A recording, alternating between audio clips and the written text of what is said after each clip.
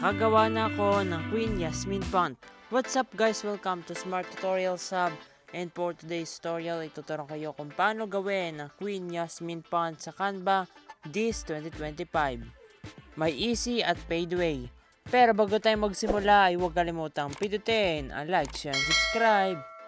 Una po of course ay buksan or mag-install ng Canva app and gumawa ng account kung wala ka pang account. Then itap po itong create sa baba. Next po ay tap ang social media.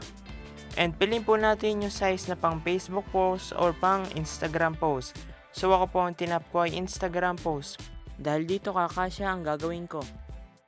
Now pag natito na po ay pindutin yung elements. And then i-search po natin yung ilalagay ko sa description box. Yung set para ma-search ang Queen Yasmin font. And then yan. Paalala po, dito po sa step na to ay paid or kailangan po ng pro na Canva or Eduk para magamit po ito. So piliin po yung unang letter na ilalagay mo doon sa inyong canvas. Para po mapalit or mapalaki, pindutin yung bilog doon sa mga sides.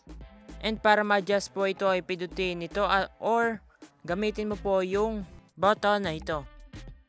Itap po muli yung element sa baba and gawin mo po ito at buuin yung gusto mong gawin na words gamit ang Queen Yasmin font. And ito po yung second freeway. Una po ay download ang Queen Yasmin font simula A to Z. Ilalagay ko po sa comment section yung Google Drive link. And pag na-download ko na po ay pumunta sa gallery. And piliin po yung letters na gagamitin mo para sa iyong gagawing words or edit. And i-select mo po lahat ng gagamitin mo. So ang gagamitin ko po ay ASMIN FONT.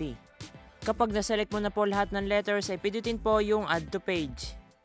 Next ay magpa-pop up na po diyan yung mga pictures. And gawin po ay i-edit at i-organize ito ng maayos hanggat sa makabuo na ng words.